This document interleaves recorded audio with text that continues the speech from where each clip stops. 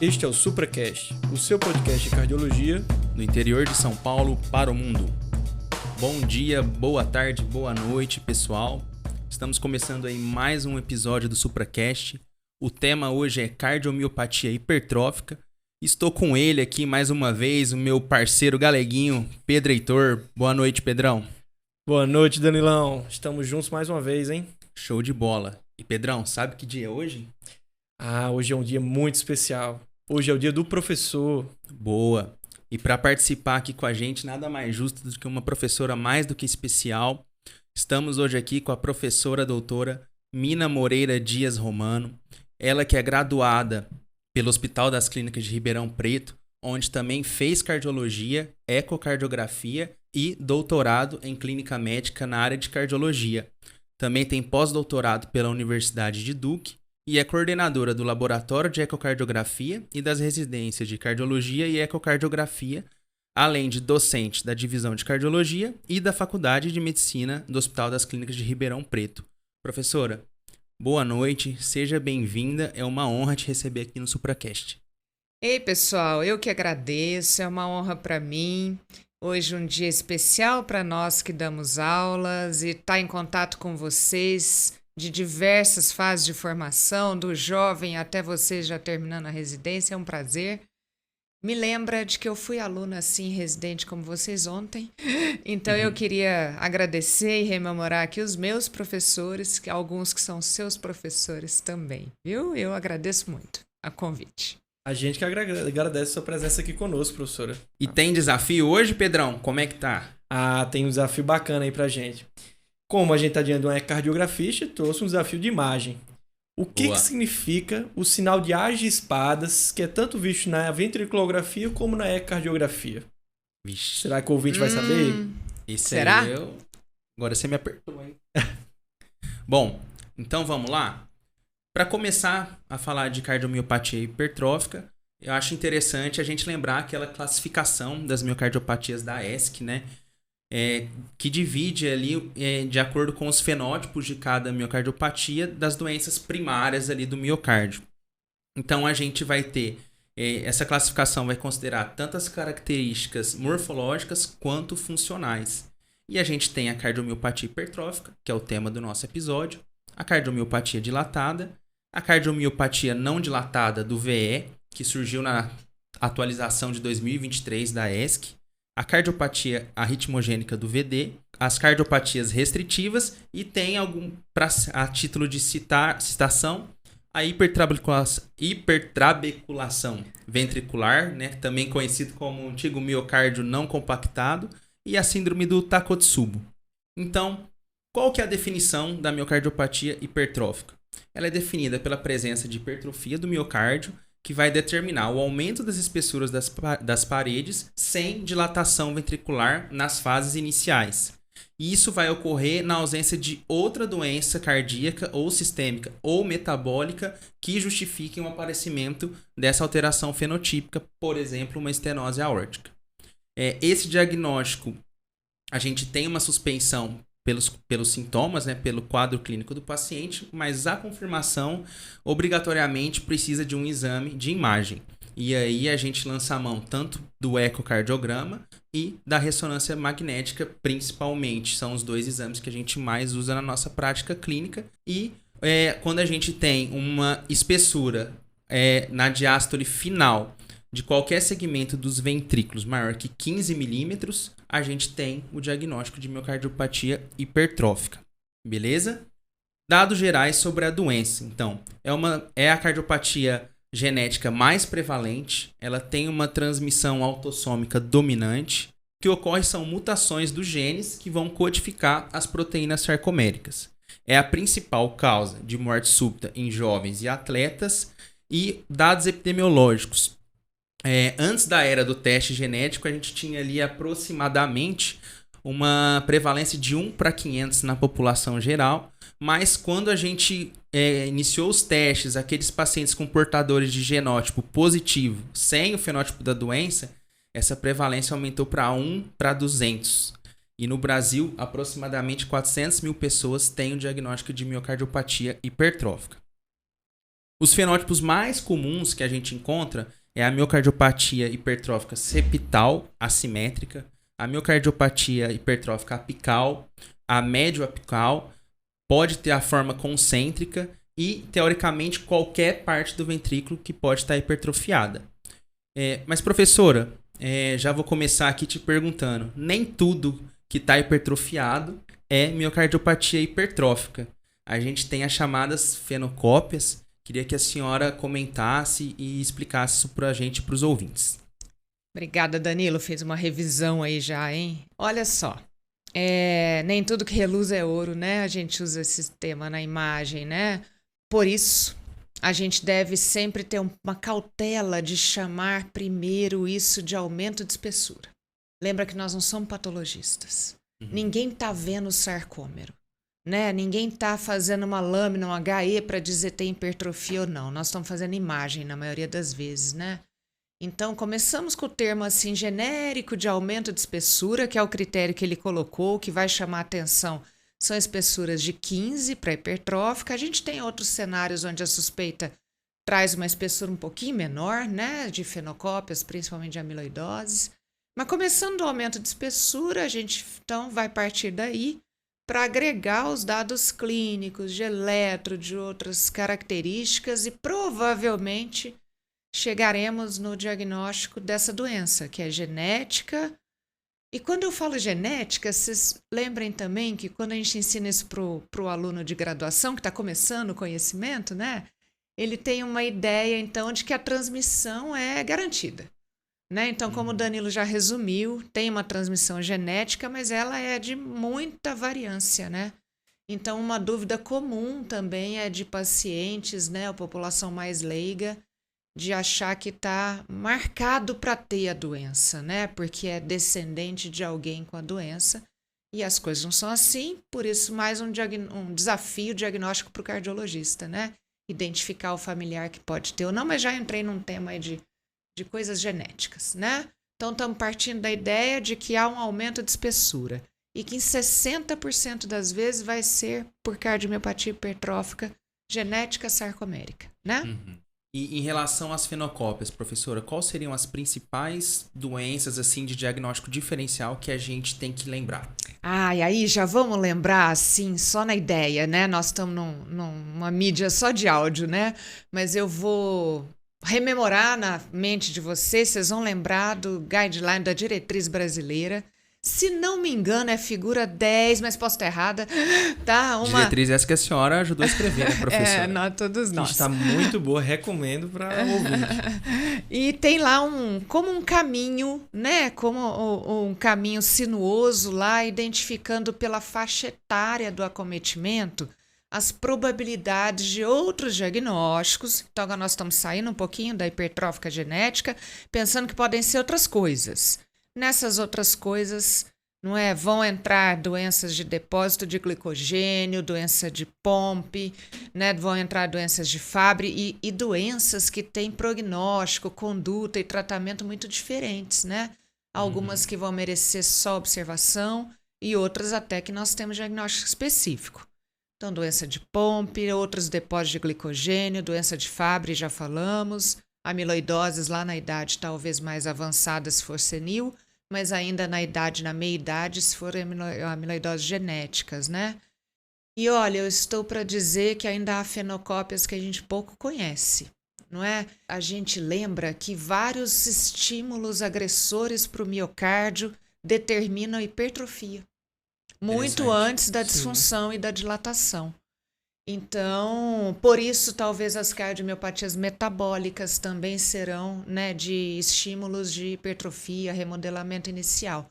Então, eu acho que esse caminho vai agregar mais doenças no momento em que a gente está conhecendo outras coisas. É o futuro, né? Principalmente lançando mão do teste genético, né? O teste genético é uma ferramenta fundamental, principalmente quando a gente está falando de diagnóstico, cardiopatia hipertrófica.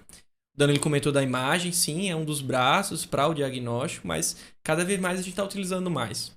Especialmente para fazer essa diferenciação de fenocópias, não é isso, professora? Isso. Tem alguns genes, né, que são mais correlacionados, né, que a literatura correlaciona um pouco mais com cardiopatia hipertrófica, os genes da titina, um que a gente vai sempre lembrar com MYBPC3, Porém, assim, isso aí é um pouco mais específico. O que às vezes é importante para o clínico saber é que, assim, não é necessariamente ter alguma mutação que ele vai determinar. Às vezes ele pode ter uma variação de significado indeterminado, né? Que aí o teste genético perde um pouquinho do valor, não é isso?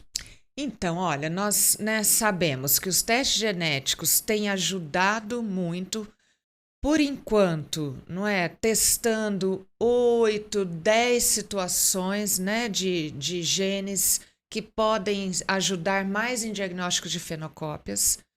Então, claro que vão passar outros diagnósticos que não aparecem ali. A disponibilidade, né, Pedro, do teste genético ainda é frustrante. Sim. Não é? Então, nós não estamos aqui tentando dizer que só faremos diagnóstico de cardiopatia hipertrófica com a disponibilidade de teste genético. Não pensem isso, tá? Mas se houver a disponibilidade, lembrar que os painéis, quer dizer, são testes genéticos, né, que não vão analisar exatamente o DNA, né, mas são painéis focados para algumas doenças. Aqui no nosso serviço, nós temos há algum tempo são doações de laboratórios que oferecem painéis. Vários centros de genética nacionais usam doações também, diferente de você entrar, não é, na genética, né, de genoma, etc., né? E que rastreiam 8, 10 situações que já nos dão uma segurança, não é? Então, em geral, eles incluem as proteínas sarcoméricas. Aí, vamos lembrar o pessoal, não é um gene que dá hipertrófica, né? São 6, 8 mutações conhecidas, mais prevalentes até o momento, de genes afetados. Eles já falaram da miosina, da titina, são os mais comuns, né? E dentro da miosina tem uns 2, 3 aí, que o Pedro lembrou, né? Que são super prevalentes, certo? Então, voltando, né? Eu tenho disponibilidade de um teste genético, de um painel, não é? Me ajuda a enxergar que nós não estamos frente a fenocópias. Como é que nós praticamos isso ainda aqui, mesmo no lugar onde hoje nós temos o painel genético relativamente disponível para quem quisermos, tá? Por doações ainda. Nós começamos praticando nos casos duvidosos. Então, acho que a gente precisa lembrar todo mundo, né, que a evolução comum de uma cardiomiopatia hipertrófica é benigna. Então, em geral, ela tem hiperfunção, ela tem hipercontratilidade, fração de ejeção é preservada até um pouquinho superior, mas se eu começo a desconfiar que dilatou, que eu tenho eco prospectivo, que está caindo a função ventricular, ou que eu tenho marcas clínicas de síndromes clínicas neurológicas, não falamos aqui também, né? Várias doenças neurológicas, né, que podem cursar com fenocópias. É aí onde a gente ainda, na prática, aplica o teste genético, né? Então, na diretriz vai estar lá sempre que disponível. Na prática, não é? A gente começa pensando na população que você acha que não é sarcomérica genética hipertrófica, né? E, professora, quando a gente vai falar isso, quando é que a gente vai suspeitar? Qual é o principal quadro clínico? Como é que a gente suspeita de um paciente que possa ter hipertrófica? Ok. Então, vamos partir lá dos sintomas, né? O paciente pode ter dispneia, né? A dispneia de esforço, também costumo falar para os residentes que esperam muito uma síndrome de C clássica. Não é assim, né? Então, não vai acontecer uma dispneia que já progride rapidamente para dispneias de esforços menores. Nem sempre vai ser assim. Ela pode ficar sempre motivada por esforços moderados ou até intensos. E aquela progressão de IC convencional, que em alguns meses vai trazer os sintomas congestivos, não é comum da hipertrófica, né? Então, a dispneia de esforço, que muitas vezes não é relacionada à disfunção sistólica, né? Vai ser relacionada à disfunção diastólica ou à demanda. No momento da demanda você tem obstrução, não é? Ela é bem marcante. Agora, se acontecer síncope, claro, não é um outro sintoma marcante. Então, se você está investigando dispneia de esforço, não esqueça de perguntar de síncope, né? Síncopes de esforço são sempre as mais preocupantes, não é? Não síncopes de características vasoplégicas, né? Sintomas. Pode ter palpitações, né? Os casos mais avançados, a palpitação vai significar arritmias supraventriculares, pode encontrar um ritmo irregular, né? Mas não espere o edema de tornozelos, congestão sistêmica, hepática tão breve, certo? E aí você vai para o exame físico, né? Então, lembra, né? Eu sou uma entusiasta de exame físico, porque parece que as pessoas estão esquecendo, né? Que precisa fazer exame físico, sem camisa, não é? Sem sutiã, não é? Então, começa. Você vai procurar um ictus. Olha, o ictus existe. Ele é visível, ele é palpável. Nessa situação, ele é arregalado, não é? Ele é normoposicionado, mas impulsivo. Acreditem, até em mulheres vocês vão perceber ictus, é só procurar no local certo. Impulsivo. Você fala, nossa, eu nunca nem esperava um ictus tão bom assim. Então a impulsividade é muito boa. Começou aí, você já suspeitou. Impulsividade de ictus aumentada é hipertrofia. Não é hipertenso. Você vai procurar se tem estenose aórtica, né? Aí vem o resto do exame físico, tá certo? E aí o ictus tem aquela força toda e o pulso é esquisito, né? O pulso arterial pode ser bífido, certo? Né? Bífido ou bisferens, né? Esses termos são... Tem pessoas que usam um ou outro, né? Lembra que ele tem impulsividade até adequada, mas ele parte no meio da sístole, porque pode haver obstrução sistólica lá e faz um duplo pico, né? Aí você vai para a parte, então, não é? De semiologia de ausculta cardíaca, pode ser um ritmo irregular, aí você já está numa FA, deve ser uma situação mais avançada, ou... Se for um ritmo regular, procure B3, B4. E aí vem a vedete, né? Aí você quer o sopro, não é? E aí tem um sopro sistólico. Muitas vezes você pode auscultar esse sopro, ou até perceber o frêmito sentado. Então, olha só, deixei que você examine sentado nessa situação. Pode ser até melhor, né? Porque os sopros das vias de saída e da aorta, se sentar anteriorizado, ele é até melhor para auscultar, não é? Ele é rude, ele é sistólico, mas ele não é lá no foco aórtico. Ele é um pouquinho mais baixo. Lembra que tem o foco aórtico acessório, não é? Então tá lá um pouquinho mais baixo. E aí, se você quiser ser um semiologista, né? Fodástico, não é? Aí você faz manobra, não é? Porque você percebeu, né, que o sopro é meio baixo, o pulso não é parvos e tardos, os sintomas já eram de esforço, não é? Não precisa de muito, faz agachamento. Né? Eu faço no ambulatório às vezes. Não é fácil com os nossos estetoscópios cardiológicos, que são curtos, né? Você tem que ficar meio perto do paciente. Mas faça manobras dinâmicas que vão mudar pré e pós-carga. E aí vão alterar o sopro muito mais do que numa estenose aórtica. A estenose aórtica praticamente não vai ter alteração. Eu gosto do agachamento ou um hand grip. Né? Nos laboratórios da cardio nós temos uma molinha para fazer hand grip. Lá no ambulatório nós não temos. Então fica valsalvo ou agachamento como as manobras mais legais de fazer. Esqueci de alguma coisa, né? Pedro, de semiologia? Não, show. Tô pensando eu na frente do paciente aqui. Não é? E algo simples, né? A pessoa às vezes não escuta o sopro sem fazer alguma manobra, faz um valsalvo que você tá lá com o paciente na mesma hora, você pede para ele fazer e vai escutar aquele sopro. Pois é, e vamos lembrar, nós estamos na situação ambulatorial e algumas vezes o eco não vem, nós vamos falar dele adiante, mas já vou adiantar. O eco não é muito compatível, não tem gradiente, não testou. Você tem um sopro na ausculta, agora tem gradiente. Não tinha no momento do eco. Lembra que essa ausculta é dinâmica. O paciente fez uma diarreia, perdeu volume, o paciente está hipertenso, aumentou pós-carga, é dinâmico. Então, mesmo você tendo os exames de imagem, percebeu o sopro no seu ouvido, você está vendo a obstrução dinâmica, ouvindo, né? É interessante acompanhar essa evolução, né? O paciente que não tinha, começou a apresentar sopro, a gente conseguir fazer essas manobras no ambulatório e realmente ver que tem uma mudança mesmo.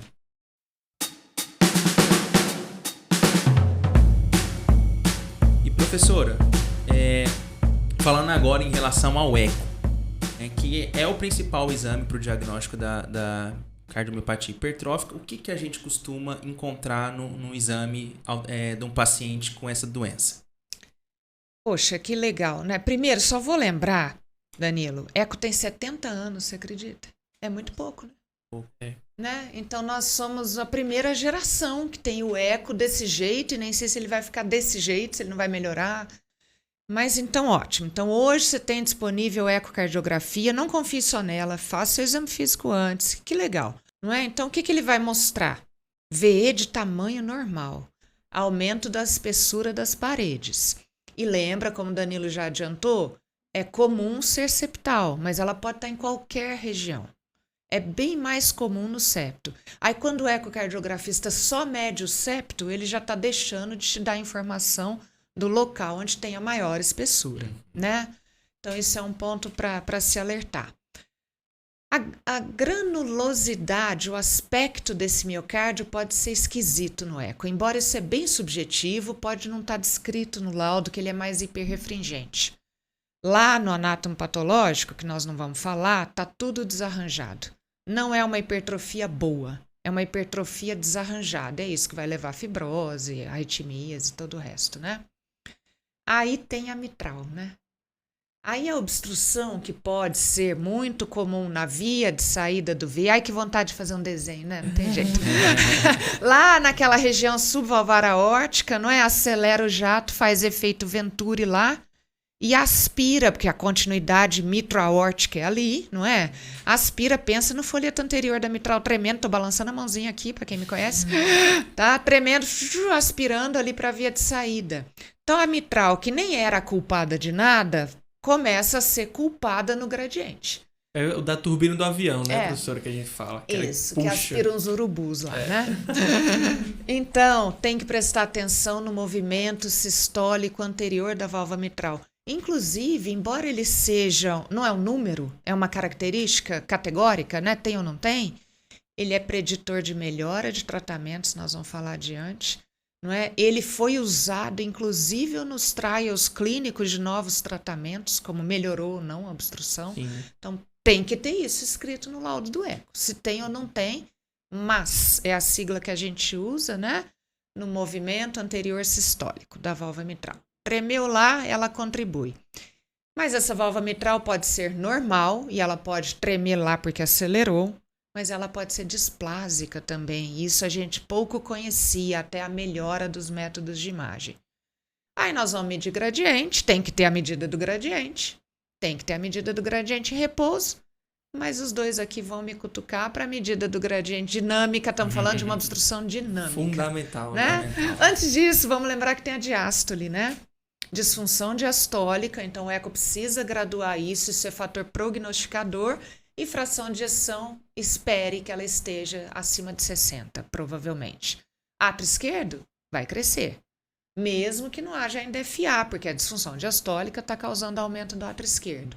Então, até agora, tudo que qualquer ecocardiografia convencional analisa, né, só procurar, né? Sim. E assim, antes de chegar na ressonância, eu já vou querer lembrar aqui pro Danilo falar aqui pra gente sobre o eletro. O eletro... pulamos. Não pulamos, né? Base, é fundamental aí pra gente. Fala aí, Danilão, quais são as principais alterações? Inclusive o eletro, ele, quando você tá numa situação que você não vai dispor de eco, ele já pode dar uma suspeita muito forte em alguns casos, né? É isso aí, sempre lembrar, gente. O primeiro exame da cardiologia é o físico, Danilo. Estamos aqui na frente da professora, pelo amor de Deus, já começar com o eco. Bom, então assim, a gente não tem nenhum critério específico para dar o diagnóstico de miocardiopatia hipertrófica, mas o que a gente pode encontrar no eletro, né? A gente vai encontrar uma sobrecarga do ventrículo esquerdo, né? Pode já ter também sobrecarga de átrio esquerdo num estágio mais avançado, né? Pode ter um ritmo já em FA ou flutter, que também já significa um ritmo, um estágio mais avançado da doença. A gente vai encontrar alteração da repolarização ventricular, principalmente um padrão de strain nas paredes ali laterais, principalmente, mas pode ter também na parede inferior, na parede anterior, dependendo do grau de acometimento do miocárdio pela doença, né, do grau de hipertrofia. Em estágios mais avançados, onde a gente tem já um predomínio de uma fibrose, a gente já não vai ter aquele QRS tão proeminente, pode ter ali uma redução do QRS. A gente pode ter onda Q proeminente também na parede lateral, que é um sinal desse miocárdio hipertrofiado, da despolarização desse septo, né, hipertrófico. E por fim, a gente pode ter também um achado que é muito sugestivo da cardiomiopatia apical, né? Do Yamaguchi, onde a gente tem ali, principalmente nas derivações da parede anterior, uma onda T invertida, profunda, né? Isso é muito sugestivo de cardiomiopatia hipertrófica apical. A gente vai chamar, quando é em orientais, de Yamaguchi, né? Perfeito. Legal, vou lembrar de uma coisa aqui, vou contar um caso. Não, um Conta caso pra gente, clínico. Primeiro paciente que eu atendi na medicina privada. Então, aí na idade de vocês, né? A clínica de convênios nossa estava começando. Risco cirúrgico. Risco cirúrgico, paciente... Não falamos, hein, Pedro? Vou lembrar, lá nos sintomas, precordialgia.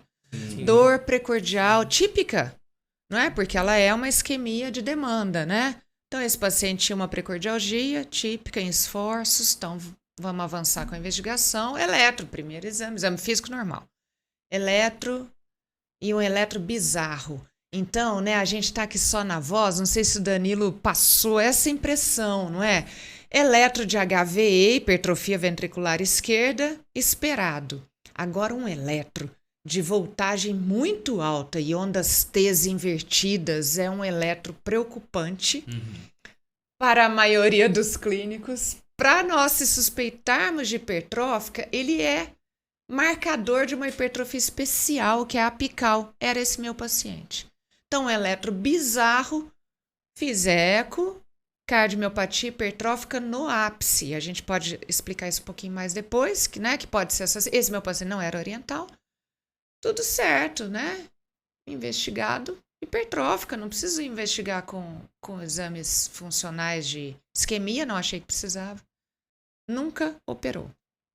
Mesmo com meu risco cirúrgico, o anestesista nunca aceitou operá-lo. Não aceitou nesse momento, hora que viu o eletro, né? Ficou assustado com o eletro. E acabou que esse paciente, que era um câncer de próstata, teve um tratamento clínico. Então, estou só lembrando, né? Que às vezes o eletro é o teu primeiro marco. E também é para as fenocópias, né, Danilo? Sim. Então, se o eletro não for esse padrão e você está suspeitando muito de aumento de espessura, as outras doenças podem dar essa disparidade. O eletro não é de hipertrofia, Somente porque ele é de né? depósito, né? É, exatamente. Então, acho que o eletro, né, realmente é um kicking, né? O início da suspeita, às vezes, é com eletro, né? Ou muito confirmatório, ou esse bizarro da apical, ou um eletro nada a ver, vamos dizer assim, né? Que aí te leva a pensar em fenocópia, né? Bom, puxando agora a sardinha pro meu lado um pouco, vou comentar do papel da ressonância, né? A ressonância tem ganhado espaço aí na avaliação da cardiopatia hipertrófica, às vezes para confirmação diagnóstica, mas principalmente quando o eco é inconclusivo ou com dados conflitantes. Mas a gente também pode usar para planejamento terapêutico e para avaliação do risco de morte súbita, né? A ressonância a gente consegue ali ter uma boa resolução espacial e um elevado contraste dos tecidos. Então, permite aí uma avaliação morfofuncional precisa, principalmente em hipertrófica apical e da parede lateral. A gente consegue ver implante anormal dos músculos papilares, podem estar hipertrofiados, podem estar aumentados em número. A gente consegue avaliar e quantificar a válvula, né, o aparato valvar mitral, a extensão desses folhetos. A gente sabe que folhetos mais alongados estão relacionados com um movimento sistólico anterior do folheto e, consequentemente, obstrução. Feixes ou bandas musculares, acessórios. Isso tudo é importante, principalmente se esse paciente vai para um planejamento terapêutico intervencionista, né? Mas o grande diferencial do exame é a caracterização tecidual. A gente consegue avaliar pela técnica aí do realce tardio, né, a quantidade de fibrose. E a gente sabe que a fibrose está relacionada com maior mortalidade e maior risco de morte súbita. Pacientes que têm fibrose aí, principalmente maior que 15% da massa total do miocárdio, tem pelo menos 2 vezes mais risco de morte súbita por arritmia, né? E além disso, né, a gente também usa aí, falando um pouquinho da área do Pedro, né, a avaliação da área de fibrose para programação de dispositivo implantável, né, no caso CDI. Lembrar também da importância dos mapas, né, e do volume extracelular, que a gente consegue quantificar, né, o mapa nativo, mapa T1 nativo e o pós-contraste. Às vezes, no estágio inicial da doença, esse paciente ainda não tem realce tardio, mas já pode ter alteração no mapa T1 e já pode ter um aumento ali do volume extracelular também. E além disso, a gente consegue diferenciar com outras fenocópias, como a gente já comentou, principalmente no caso da amiloidose, né, que a gente vai ter um padrão de realce tardio específico, mas também Fabry, onde a gente vai ter um tempo T1 bem baixo, sarcoidose, a cardiopatia hipertensiva e até o coração de atleta, por exemplo. É quase um anátomo patológico, né? Dá muita informação. A angiotomo, né, já não tem esse mesmo espaço, ela já não tem, a gente tem dados limitados, mas pela resolução espacial excelente, né, a gente, quando o eco também acaba sendo inconclusivo ou a gente não tem a ressonância, a gente pode lançar a mão da angiotomo. E a gente consegue avaliar também, né, DAC, naqueles pacientes que têm angina, principalmente de mais idade, que tem fator de risco cardiovascular, a gente precisa também descartar DAC. Avaliar um trajeto intramiocárdico, intramural ali das coronárias e pode também fazer a avaliação dos ramos septais naqueles pacientes que têm indicação de alcoolização septal, que é onde a gente vai entrar agora no tratamento aí da hipertrófica. E assim, até puxando para nossos ambulatórios, é uma coisa que a gente sempre discute, que hipertrófica tem nome e sobrenome. Tanto vai ser muito importante definir onde é que está essa hipertrófica, né? Se é uma cardiomiopatia hipertrófica, um exemplo septal, e principalmente se ela é obstrutiva ou não obstrutiva, né? Isso, professora? Que é isso que a gente falou, que o eco vai ser fundamental. Só trazendo alguns parâmetros aí para o ouvinte, para ele lembrar, o ecocardiograma, que a gente vai considerar uma alteração que é obstrutiva, vai ser aqueles valores acima de 30. Isso, número 30-30, né? 30-30. Embora o segundo 30, que é o da espessura, caiu para 28, só para prejudicar a nossa memorização. Eu sou a favor do gradiente também cair para 28, então. E lembrar aqui pro ouvinte que esse 30 não é do média, como ela lá na estenose. De pico já vai contar aqui como obstrutivo. Isso. E a gente vai lançar mão também de manobras para colocar o paciente numa situação, sei lá, uma valsalva, um esforço, para a gente ver como é que ele vai se comportar, se é obstrutivo ou não. E também quero que o ouvinte lembre do valor de 50, que esse 50 às vezes vai determinar algum tratamento a mais que a gente vai ter que lançar mão, não é isso, professora? Então 30 é obstrutivo, sempre em repouso ou provocado, tanto faz. Claro que se você não conseguiu em repouso, provoque. Então, mesmo que não me peçam uma provocação de gradiente, se eu estou fazendo um eco e o diagnóstico é de hipertrófica, principalmente se for septal, né? Porque as obstruções estão relacionadas à morfologia da hipertrofia septal, na maioria das vezes, provoque ao menos com valsalva. E aí a gente, né, pode treinar o paciente rapidamente, ensinar uma valsalva, que é uma valsalva caseira, já tem valor.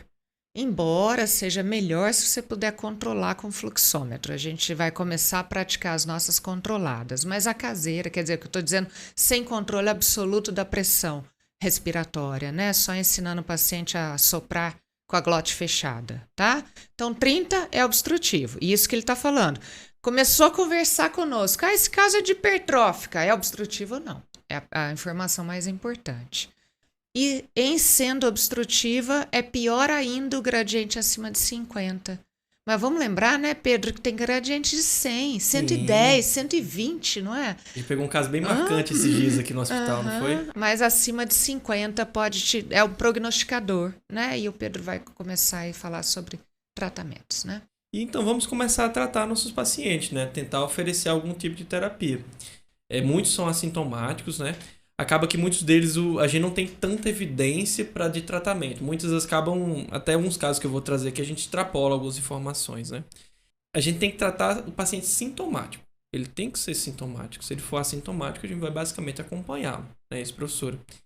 E quando a gente fala de remédios para o paciente sintomático, a primeira linha é o beta-bloqueador. Especialmente quando a gente fala beta-bloqueador, uma coisa que você sempre lembra também nos nossos ambulatórios é o metoprolol, que é o único que a gente tem estudo de fato para o paciente com hipertrófico. Não é isso? O metoprolol, os estudos que tem para ele são para hipertrófico obstrutiva, a gente extrapola para o não obstrutiva, né? Acaba que toda essa parte de terapia a gente acaba extrapolando um pouco mais, mas é a evidência que a gente tem, não é isso, professora? Tem espaço para a gente utilizar os outros? Como é que a gente faz na prática clínica? Tá, então o que o Pedro está lembrando é que ninguém trata a hipertrofia ainda, né? Ainda, né? Ou talvez já temos um caminho para diminuir a hipertrofia, mas o beta-bloqueador, metoprolol ou outros vão tratar a obstrução, né? Então vão tentar fazer o efeito tanto cronotrópico quanto um pouco inotrópico negativo, certo? Portanto, eu vou tratar sintomas de obstrução, mas a dispneia da disfunção diastólica também vai ser melhorada pelo beta-bloqueador. Então, tem uma margem ali para o paciente que tem dispneia e você não documentou obstrução nem com manobras provocativas. Tudo isso com evidência, claro, né, de força menor do que a gente gosta em cardiologia, não é? Mas, quer dizer, um número de pacientes não tão grandes, não é? Estudos de evolução de não tão longo prazo. Mas o que usamos é beta-bloqueador, de preferência metoprolol, porque tem mais evidência com ele e ele está disponível, ele é prático de usar, né? Mas, para aqueles que não melhoram...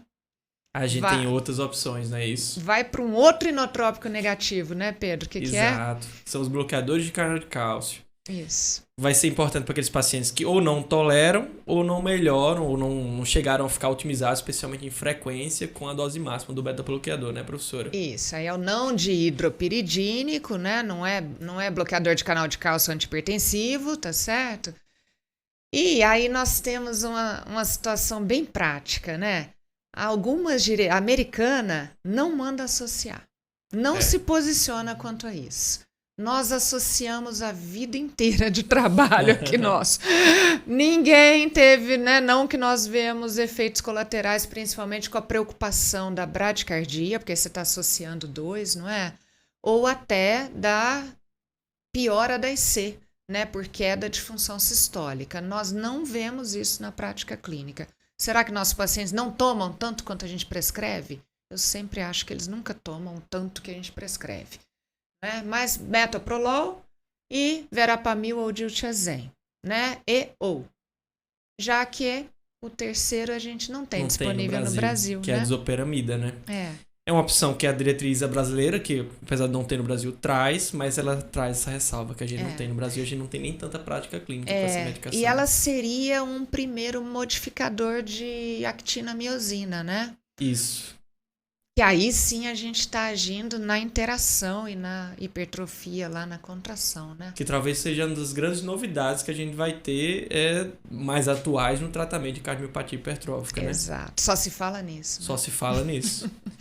Mas antes de entrar nesse ponto, vamos lembrar o que a gente já tinha no passado, né? Que a gente tinha duas opções, especialmente para aquele paciente que tem um padrão obstrutivo mais importante, acima de 50. Lembrar que essa discussão ela é uma discussão que quando a gente começa a entrar nesse ponto, não é só puramente do clínico. A gente tem que começar a lançar mão aí do cirurgião junto, do cardiologista intervencionista, especialmente no âmbito de Heart Team, ou, como é aqui na nossa instituição, que a gente tem um Hypertrophic Team, né, isso, professor? Que a senhora até coordena com a gente. Que as opções de invasão que a gente vai ter, especialmente, vai ser aquela dualidade, miectomia ou alcoolização septal. O que a gente vai preferir? Quais são as situações, professora? Tá, então só lembrando, me imaginem conosco, nós não estamos com desenho, com esquema, não é? Mas não melhorou com o tratamento clínico, não melhorou os sintomas, você quer desobstruir, que vontade de tirar aquela obstrução na via de saída, não é? Aí você vai pro teu raciocínio cirúrgico, não é? Vamos tirar com a mão, né? Vamos fazer um tratamento cirúrgico, anatômico. Vamos chamar esses tratamentos, então, que não são medicamentosos, como tratamentos de redução septal. Porque eu não estou me comprometendo para cirurgia ou para hemodinâmica ainda.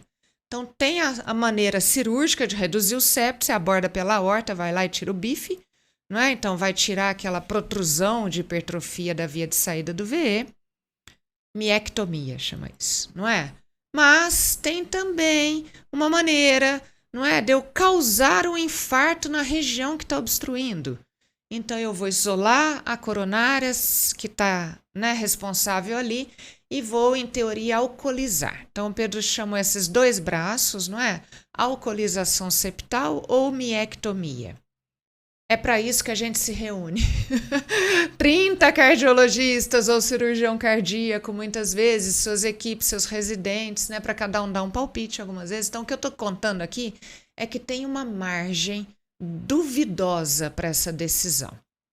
Todo mundo precisa ter centros de boa experiência. Esse é o primeiro ponto, não é?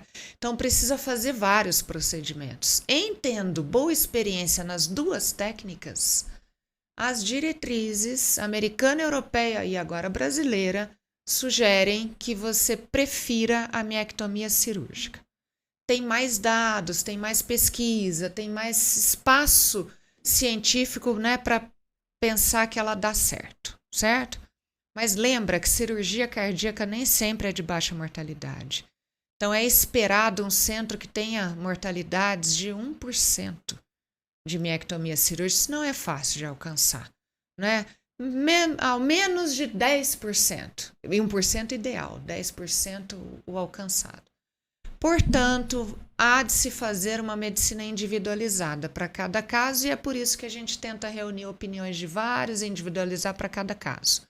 Em teoria, alcoolização para quem não pode fazer a cirúrgica, os mais idosos. Em teoria, cortar cirurgicamente, cai mais o gradiente. Então, gradientes muito altos, miectomia cirúrgica. Gradientes um pouco mais baixos, a alcoolização, porque o potencial de redução do gradiente é menor. E tem outros aspectos que acho que não vai dar tempo da gente falar, né, Pedro? Mas o álcool tem seus problemas, né, também. Pode causar BRD, pode causar, né, complicações que pioram ainda o sincronismo e as alterações do ventrículo, né? Exatamente. Como a miectomia também pode causar CV. É um peso, é uma balança, né, que a gente vai ter que colocar a situação do nosso paciente. E só para o ouvinte ficar sabendo também, a nossa diretriz também está isso ainda em protocolo de pesquisa, mas ablação por radiofrequência. Exato, é algo que está crescendo muito, né? Já tem uma casuística boa no Brasil, né? Tem um artigo publicado no Arquivos, né, de uma experiência de um centro, mas bem interessante. E aí a gente foge do efeito tóxico do álcool. Né? E ainda tem mais, né? Tem, quem quiser, né, ler um pouco mais, tem as microesferas, então tem opções ao álcool aí sendo testadas. Muita coisa está crescendo, né? Uhum. E falando de coisa que está crescendo, né, Danilo? Tem uma parte do tratamento aí que está ficando, eu acho que é a menina dos olhos hoje em dia na cardiologia, especialmente quando a gente fala de miocárdio, né? Que são os inibidores de ATPase da miosina cardíaca, né? Falando aí talvez de marca, né? Mas é uma coisa que está ficando conhecida, que é o mavacantem, né? O aficanteno. Uhum. É uma coisa que está muito nova, né? Que está crescendo muito. Uma coisa que a gente falou lá atrás, né?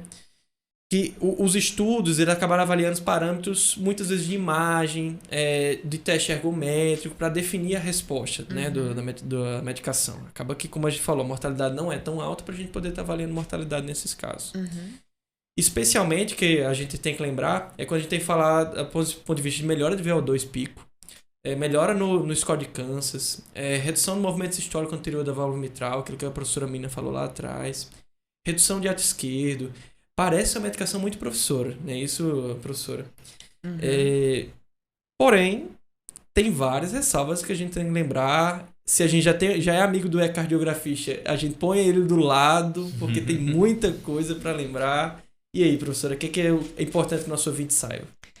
Olha, primeiro, um tratamento de ação por via molecular, isso é muito interessante. Então, você não estaria tratando só a disfunção, mas agindo, porque tem uma interação exagerada da actina-miosina na doença.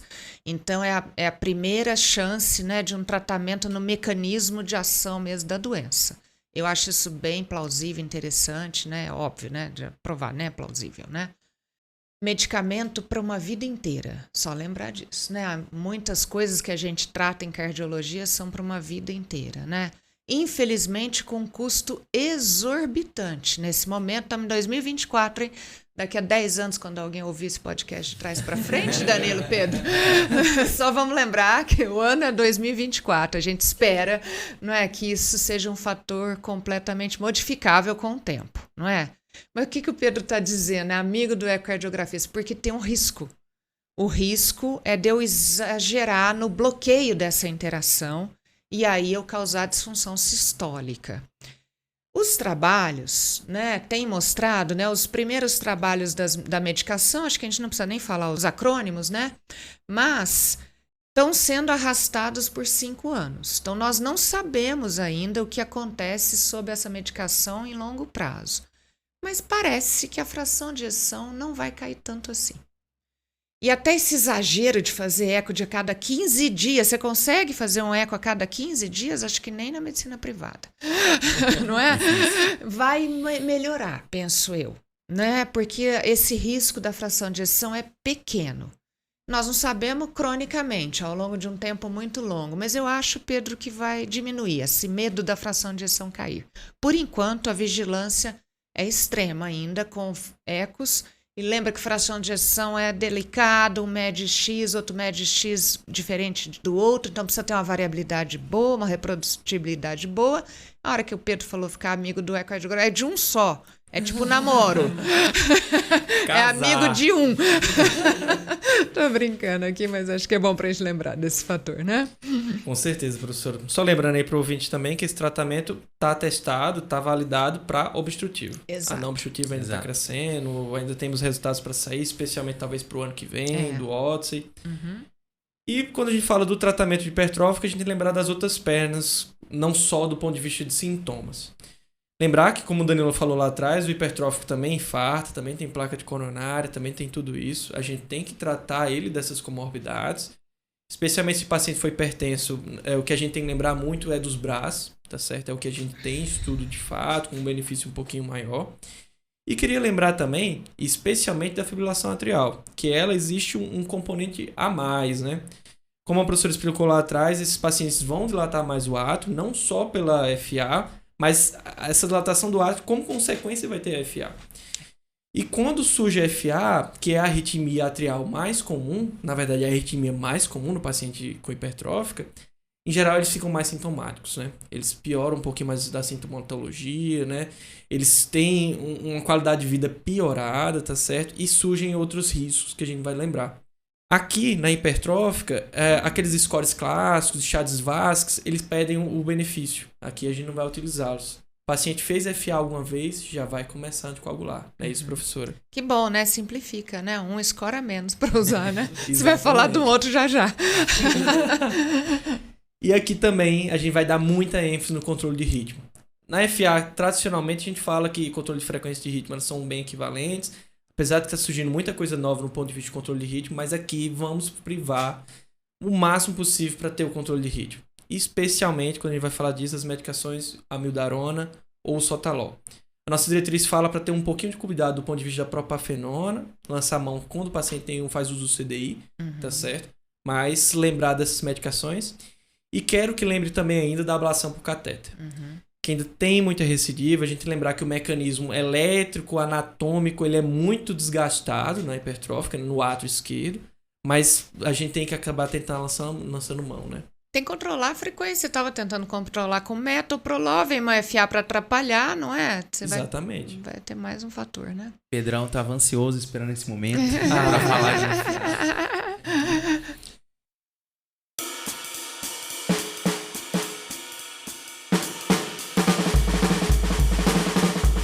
Professora, a gente tem também um outro cenário, a gente falou muito de obstrução, né? Dinâmica da via de saída do ventrículo esquerdo. Mas a gente também tem aqueles pacientes que praticamente são a via final da doença, né? Que são os pacientes que já têm uma disfunção sistólica abaixo ali de 50%. São pacientes que acabam evoluindo com muita fibrose, com dilatação das câmaras esquerdas. E a gente não tem muito estudo em relação ao tratamento medicamentoso desses pacientes. A gente já tem o beta-bloqueador, né? Que a gente vai acabar utilizando principalmente aí por causa da fração de ejeção reduzida, mas a gente acaba extrapolando, né, as outras medicações que a gente usa no manejo clássico da IC. Lembrar também dos diuréticos, que a gente tem que usar com parcimônia nesses pacientes, né? É um limiar muito estreito ali, onde os diuréticos, principalmente os diuréticos de alça, né, agem. E lembrar também, principalmente nos pacientes mais jovens, que já têm uma doença tão avançada, considerar aí o CDI e até o transplante cardíaco. Como é que é esse manejo no nosso ambulatório, na nossa prática diária, no nosso ambulatório de cardiopatias? Bom, aí a situação fica ruim, né? Realmente ruim.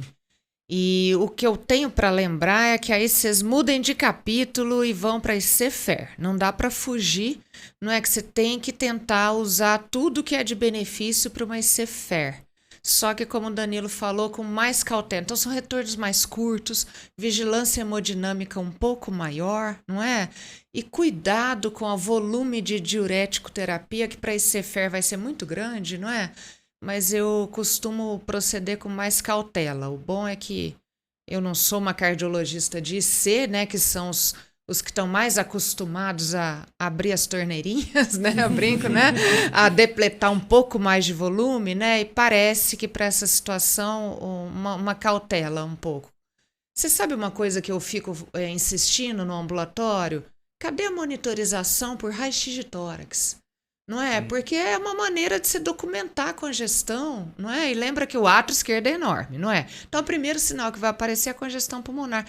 Então, lembrem de coisas simples para manejar ali os volumes e os medicamentos, principalmente vasodilatadores. Mas vai ter que usar IECA ou BRA, não é? E só lembrar da cautela aí é só o que nós podemos tentar fazer, né? Perfeito. Como a senhora já tinha comentado dos scores, a gente vai entrar na Somos cardiologista, né? Tem 1000 scores. A gente que alimenta os aplicativos do celular, eu acho. A gente vai entrar num fator muito importante que a gente tem que pensar no manejo desses pacientes, que é a prevenção de morte súbita, né? É uma complicação aí mais temida da miocardiopatia hipertrófica. Na era pré-CDI, a gente chegou a ter uma mortalidade de 6% ao ano. Mas pós-CDI, felizmente, passou para 0,5% ao ano. É um valor próximo até da população geral, né? Esse 0,5%. Mas o desafio clínico hoje em dia, né, professor, é identificar quais são esses pacientes de alto risco e qual os pacientes de baixo risco. A gente tem um número elevado aí de implantes de CDI desnecessários. Uhum. Então, muitas vezes, na prática clínica, a gente tem dificuldade, né, de separar esse tipo de paciente. E a gente tem um score que é muito utilizado já há algum tempo, que é o HCM-SCD Score, que é uma ferramenta que a gente estima a taxa de morte súbita em 5 anos no paciente com cardiomiopatia hipertrófica. E ele considera aí alguns fatores, como a idade. Lembrar que nos pacientes mais jovens, né, tem mais chance de ter morte súbita. O diâmetro do átrio esquerdo, né, o gradiente máximo da via de saída do VE, síncopes não explicadas por outra causa, e a TVNS, né, no Holter, e o histórico familiar positivo para morte súbita, né, em pacientes de primeiro grau, principalmente com menos de 40 anos. E ele vai classificar em baixo, moderado ou alto risco, sendo que o alto risco estaria, né, considerar fortemente aí o CDI. Mas tem alguns poréns com esse score, né? Ele não considera, com o avanço, né, das técnicas de imagem e tudo mais, ele não considera alguns fatores de risco, como, por exemplo, o realce tardio, né, o aneurisma apical, que a gente sabe que está relacionado com a morte súbita, e a fração de ejeção menor que 50%. Né? Além de não ser validado para menores de 16 anos. Queria que a senhora comentasse. A diretriz até sugere uma abordagem focada nos fatores de risco, uma avaliação individualizada para esse paciente e não tanto no score. Então, assim, olha, primeiro, na cardiologia já vive esse dilema. A gente quer adivinhar o evento fatal do paciente. Claro, todo mundo quer. Não é? E adivinhar ou prever o evento fatal, assim como na coronariopatia, é um desafio. Maior ainda numa população tão pleomórfica como essa, né? Que você tem o caso que nunca vai sofrer nada e tem o caso que vai morrer jogando futebol. Né? Então, você tem que tentar prever qual vai ser esse caso de maior risco, não é? Vou aproveitar e lembrar, né, que a cardiomiopatia hipertrófica não é só a doença mais comum genética cardíaca, de longe, saiu de prevalência de doença rara já há tempos, né, com melhora dos métodos de imagem, e ela é a primeira causa de morte súbita em atleta. né? Então, esses casos todos que aparecem na mídia, porque chama muita atenção, não é? Alguém que não era para morrer, não é? E isso fica dramático, claro, né? Então, prever esse risco é tentar adivinhar quem pode morrer de morte súbita. E nós estamos saindo um pouquinho da obstrução, da dispneia, do que faz o paciente sofrer. Mas é prever o desfecho que pode ser o primeiro, o único e fatal, não é? Não é fácil. Esse score é o que temos validado em populações mundiais, não é? E é claro que os métodos que trazem outros riscos são recentes. Então, a ressonância é um método recente, a fibrose que ela traz é recente, a avaliação do átrio esquerdo é recente. Né? Até ontem a gente avaliava pelo diâmetro, hoje não vale nada mais medir o diâmetro do átrio esquerdo. Não é? Então, assim, eu enxergo isso como um passo evolutivo na ciência, que vai precisar caminhar um tempo ainda. Quer dizer, ainda não temos evidência de como usar esses novos fatores de risco num número, compostos, que é o que o SCH fez com os fatores de risco mais clássicos. A gente tem aí os testes do fator de risco convencional, a escala convencional, de que ela é específica, mas ela falha muito em sensibilidade. Então, ela fica lá numa sensibilidade de prever o risco de 30 e poucos por cento, você quer mais que isso. Não é? Por isso que ele está alertando. Como eu gosto de praticar? Aplico o que é clássico. Estou na margem intermediária, eu vou agregar fatores de risco novos ao meu bel prazer. Quer dizer, é o que temos, né? Então, não tem como eu colocar isso numericamente. Isso pesou 10%, pesou 20%, né? Mas eu coleto 3%, o átrio esquerdo já é muito maior do que parecia. Tem fibrose na ressonância, do moderado eu pulei para o alto risco. Mas eu acho difícil, mesmo que os novos fatores mudem extremos dos tercis de risco, não é? Mas tem que individualizar. E lembrar disso, proteger o paciente de morte súbita, se ele nunca vai morrer, é dar para ele um cabo, um dispositivo que tem seu risco, tem risco de endocardite, você está trocando talvez uma doença por outra pela vida inteira. Não é? Então é uma balança lá, é para isso que a gente é médico e não é calculadoras, né? Vai precisar de uma decisão individualizada. Eu acho que em breve, não é, vão surgir evidências com os novos fatores de risco. Agora imagina, né, Danilo, ressonância para quantos? Para toda a população? Não quanto tá vai disponível custar? em todo lugar, né? Então isso tudo vai atrasar a vontade que a gente tem de provar o papel da ressonância, por exemplo, né? Sim. E entrando agora um pouquinho na parte dos dispositivos, né? Falando brevemente, já que a gente já comentou um pouquinho a respeito do CDI, para quem principalmente vai ser necessário utilizar. Quando a gente fala de marca-passo e ressincronizadores, as indicações são basicamente as mesmas das populações gerais. A gente já tem até um episódio a respeito disso, dispositivos implantáveis, e convido a escutar, né? Eu só queria fazer algumas ressalvas, né? Especialmente quando a gente fala de marca-passo. Quando a gente falou lá de FA, lembrar daquela terapia que a gente pode fazer uma ablação do nó AV e implantar um marca-passo, tá certo? É uma opção quando a gente fala de um FA de difícil controle, tá certo? E quando a gente fala de ressincronizador, as indicações aí também são muito semelhantes. É aquele paciente que caiu da fração de injeção. Aqui na nossa diretriz ele dá um valor de 35% a 50%, que tem o BRE, especialmente o BRE bem largo. E ele que vai ser um pouquinho mais interessante. Mas eu queria só uma coisa, talvez que o ouvinte talvez não conheça, que há uma coisa interessante que se pensou já lá no passado e hoje em dia a gente não faz mais tanto, que era a estimulação do ventrículo direito como opção para tentar reduzir o gradiente, né? O que é que se pensava, né? Que se a gente estimulasse o ventrículo direito continuamente, talvez a gente faria um sinergismo septal e esse sinergismo septal reduziria o gradiente, talvez reduziria os sintomas. Isso até em alguns trabalhos com populações muito pequenas se mostrou um pouquinho benéfico. Porém, quando a gente vai para trabalhos um pouquinho mais aprofundados, a gente vê que essa queda de gradiente é muito pequena. Até se a gente for comparar o gradiente residual desse tipo de terapia vai ser os 40, 50, e de uma miectomia bem feita vai ser 10, 20.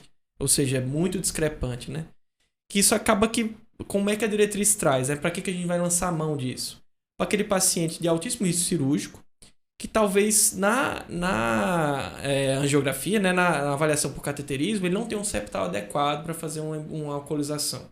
Aí talvez a gente possa lançar mão dessa terapia por marca-passo, né, com estimulação do ventrículo direito. E quando a gente fala do CDI, que talvez seja o dispositivo implantável que a gente mais lança a mão, quero lançar a mão aí, lembrar do que a professora Mina comentou. A gente sempre tem que pesar o risco da endocardite, né? É um cabo que vai estar lá no nosso paciente. E para isso a gente vai, principalmente para aqueles centros que têm disponível isso, fazer a comparação do acesso intravascular e do acesso subcutâneo. Que aí a gente vai pesar tudo isso, né? Que um vai ter o cabo lá no vaso e o outro não vai ter. É isso. Beleza, pessoal. E agora eu só queria finalizar aí para conversar com a professora Mina, quando a gente fala de testes genéticos para rastreio familiar. E aí, professora, é para todo mundo? Como é que a gente faz? Olha só, então se a gente não tem tanta disponibilidade assim, nem para o paciente que tem a morfologia, não é? Seu paciente que é cardiopata, que você está investigando, nós vamos estar limitados pela disponibilidade, não é? Mas a orientação é que, se você tiver a disponibilidade, sabiam que é mais barato usar o teste genético do que, em grandes populações, rastrear todos os parentes de primeiro grau com consulta e imagem. Né? Então, isso já é uma informação que vem já robusta. A gente só pensava isso antes. O que será que é mais custo-efetivo? Então, a própria diretriz brasileira nossa lembra isso, que para rastreio dos parentes de primeiro grau, não é? Talvez o teste genético seja importante. Eu sugiro que aí você esteja trabalhando com um geneticista. E aí, olha só, a disponibilidade do teste genético até existe. E o geneticista? Né? Vocês sabem como não é fácil ter esse profissional. Ainda mais que seja, não é, um profissional ligado à cardiologia. Então, lembra desse porém. Por que eu digo isso? Porque aí você vai ter um diagnóstico só no teste genético de um paciente, de uma pessoa que nem é um paciente, né? De um indivíduo, antes dele ser paciente, e vem lá um teste duvidoso, que é a tal da variante significado incerto. E aí, o que você vai fazer? Será que você tem capacidade de lidar com isso sem um apoio geneticista? Quem oferece os testes genéticos, em geral, as empresas que fazem isso, têm um call de um geneticista. É uma maneira de talvez a gente usar isso sem ter o profissional no nosso heart team. Né? Nós ainda temos aqui na nossa faculdade a quem pedir apoio, né? Mas isso é muito raro, fora da instituição. Né? Então, orientação. Peça para os parentes de primeiro grau, não é? Mas com capacidade de prover as orientações que virão subsequentes, tá? Show, professora. Bom, então, antes da gente ir pro bate-bola, algumas perguntas, umas dúvidas que a gente tem no consultório. Professora, como é que está o cenário da prática de atividade esportiva no paciente que tem o diagnóstico de hipertrófica? Ele falou esportiva, ele não falou física. Já me separou coisas. Física e esportiva. Então, primeiro, lembra, minha mão tá de um lado, a outra aqui, ó, para quem não tá me vendo, ninguém tá me vendo, mas vocês me conhecem. Tem um espectro enorme da doença mais benigna e do paciente, né, que tem critérios de alto risco. Separe isso primeiro. Então, esse é um principal. E pare de impedir toda essa população de fazer qualquer atividade física. Isso é a minha mensagem. É importante. Parou. Tá? Então tem uma população enorme aí que está adoecendo porque em algum momento alguém disse que você pode morrer na atividade física. E obviamente eles estão envelhecendo, a obesidade é enorme nos nossos pacientes, e aí o mecanismo da dispneia é misto e você não tem mais ação. Então tente separar. E a orientação é, então, para a atividade esportiva, se for competitivo, mais ainda, tentar quantificar isso com um teste o mais quantificador possível, um teste cardiopulmonar. Né? E aí talvez você use os critérios mesmo para separar os riscos. Não conseguiu fazer isso, não é? Tente voltar para os seus fatores de risco clássicos, de risco de morte súbita. Importante é que você não impeça os seus pacientes de ter uma atividade física saudável. Estamos falando que todo mundo provavelmente pode fazer 4 a 7 metros de atividade física, não é? Uma atividade física sem impulsos de intensidade. Então, o que você vai tomar mais cuidado são os jogos de bola, o futebol, o basquete, tênis, não é? Mas a caminhada, a atividade física de intensidade constante, mista, aeróbica, provavelmente você vai liberar, né? Show de bola. E professora, fiz o diagnóstico qual a orientação que eu dou para esse paciente e como que eu faço esse segmento ambulatorial? Pois é. Sintomático ou não, obstrutivo ou não. Claro que isso tudo vai pesar, não é? Paciente obstrutivo, você vai ter que seguir mais próximo, não é? Até para avaliar se os medicamentos melhoraram. O que você quer é dar para ele uma classe funcional 1, né? Mesmo que ele seja obstrutivo, e diminuir esse gradiente, certo? Para aquele que é tudo bem, não é? Então ele não é obstrutivo, ele é assintomático. Talvez você possa fazer retornos anuais com os métodos de imagem. Não há uma regra específica para quando repetir o eco, né? Mas para o paciente que não tem sintoma, que isso seja feito a cada 2 anos. Lembrar, a gente não está falando muito, né? Nossa, a gente podia ficar aqui horas, né? Mas que o adolescente, o paciente que ainda não entrou na idade adulta, ele vai ser rastreado mais perto, porque a hipertrofia pode se desenvolver ainda. Até que idade? Não sabemos perfeitamente, mas a orientação é, antes da idade adulta, acompanhe mais próximo, anual. Passou da idade adulta, provavelmente a evolução estagnou, né? Do grau de hipertrofia, né? Show de bola. Isso aí, professor. Vamos? Ficou muito bacana esse episódio. Eu acho que a gente foi de todo o espectro, né? De todo o desenrolar da doença, para o tratamento, para a prevenção de morte súbita. Ficou bacana. A gente aula, gosta hein? de falar, né? De cardiologia, é um perigo. É um perigo. A gente tá aqui só compenetrado, olhando aqui a professora falar. Só que babando verdadeira aula que a gente teve aqui. Eu é que tô me divertindo. E aí chegou aquele momento que separa os homens dos meninos. O bate-bola. Vamos pro bate-bola, Bora. Danilão.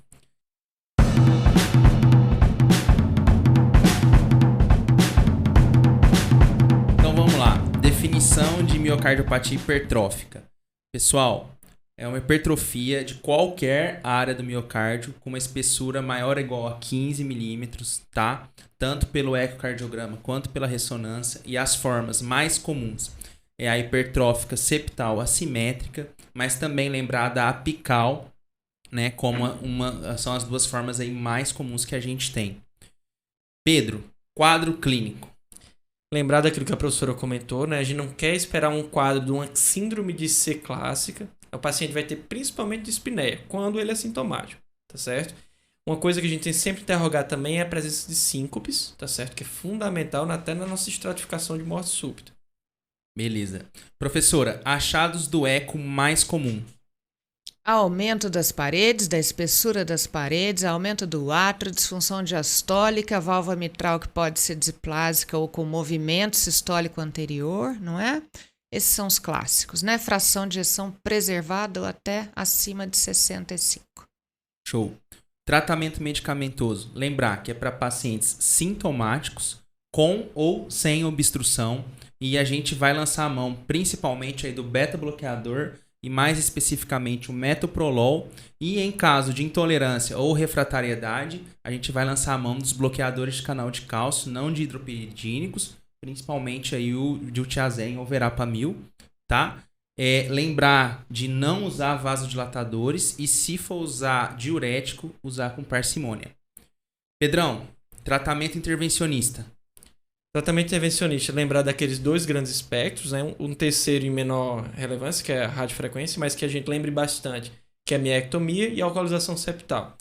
Os 2 grupos, só para a gente fazer uma visão super rápida, miectomia para aquele paciente mais jovem, com maiores obstruções, com gradientes mais altos. Alcoolização septal, aquele paciente de risco maior, mais idoso, normalmente com gradientes mais baixos. Tá certo? E a radiofrequência, ainda em campo de estudo, vamos esperar um pouco mais. Prevenção de morte súbita. Lembrar que a gente tem um score que é validado, mas fazer uma avaliação individualizada, considerando principalmente os fatores de riscos mais novos, incluindo o realce tardio aí maior que 15%, a fração de ejeção menor que 50% e o aneurisma apical. Beleza? Pedrão, indicações de CDI. As indicações de CDI, principalmente na prevenção secundária, né? Isso aí a gente já tá bem definido, né? E na prevenção primária, a gente tem que lembrar daqueles parâmetros que o Danilo trouxe pra gente. Especialmente, eu quero que o ouvinte vai se lembrar aí, paciente que já teve síncopes inexplicadas, né? Não é aquela síndrome vasoplégica que a gente comentou lá atrás. Uma hipertrofia maciça, especialmente acima de 28 milímetros. História familiar de morte súbita, tá certo? Pacientes de primeiro grau principalmente. Aneurisma apical e queda da fração de ejeção. Outros parâmetros que a gente tem que lembrar é o realce tardio acima de 15% e a presença de TVNS de alto risco. E para finalizar, professora, indicações de rastreio genético familiar. Portanto, na recomendação 1, parentes de primeiro grau, tá? Desde que você tenha como oferecer as informações pós-teste genético, certo? Show de bola. E agora, né, Pedrão, a resposta do nosso desafio aí. Relembra aí os ouvintes qual que era o desafio. Vamos lembrar aqui para os ouvintes, né? A gente foi todo um episódio de hipertrófica, né? E quando a gente quis trazer um pouquinho de imagem, a pergunta era: o que significa o sinal de age espada na ventriculografia ou no achado ecocardiográfico? Isso aqui está relacionado à cardiomiopatia apical assimétrica, tá certo? Quando a gente fala de orientais da forma da síndrome de Yamaguchi, né? Isso, professora. Que a gente vai ter uma imagem bem bonita, né? É uma gracinha, né? Então a definição é da ventriculografia, não é? E por obstrução, ocupação apical, fica a pontinha lá da imagem, né? Em formato de lança, não é? Que é o as de espada. E a gente consegue, né, ter essa mesma imagem até usando contraste ecocardiográfico. Nós não falamos muito disso aqui, mas a imagem fica igual, né? Porque você inverte, a cavidade fica branca na imagem e o músculo fica enegrecido, né? Com isso a gente faz truco. Bom, professora, assim, sem palavras, acho que o episódio ficou sensacional. Aprendemos demais hoje. Eu também. Considerações finais aí, Pedro? Bom, queria mandar um abraço a toda a equipe do HC, a nossos professores, tá certo? Hoje é o dia do professor, né? Ao professor Simões, aos que não são professores, mas são professores de vocação, Flávia, Fabia, todo mundo. E especialmente aqui a doutora Mina, que está aqui nos abrilhantando hoje à noite. Eu que agradeço. Dar aula para médicos é ainda uma função mais que especial. De repente, os pais da gente, a mãe, mas você não vai ser doutor, você não vai ser médico, você virou professor? É uma honra, é um desafio, não é? Então, tentar ensinar, né, um grupo que já estuda muito, que está sempre afiado, né? Eu que tenho orgulho, tá bom? Muito obrigada. E você, Danilão, quer que você vai mandar um abraço para alguém? Hoje eu vou mandar um abraço aí pro dono da casa, professor Almir. Cadê o Almir, gente? Que tá nesse momento na praia, lá. O Almirzão tá de férias, pessoal. Tá de férias merecidas aí. Um abraço aí pro Almirzão. Bom, pessoal, então para terminar o episódio, lembrar e mandar um abraço para as pessoas que têm mandado o Supra, têm movimentado a nossa campanha no Mande Seu Supra. A gente tá repostando, continuem mandando aí, vamos viralizar essa campanha aí do SupraCast. Sigam a gente aí no Instagram, @SupraCast Cardiologia, e também no YouTube, @SupraCast. Avalie a gente no Spotify, dê 5 estrelas aí que vocês ajudam a gente demais. Beleza? É isso aí, pessoal. Aquele abraço, tamo junto. Um abraço, pessoal. Tchau, tchau. Tchau, pessoal. Muito obrigada.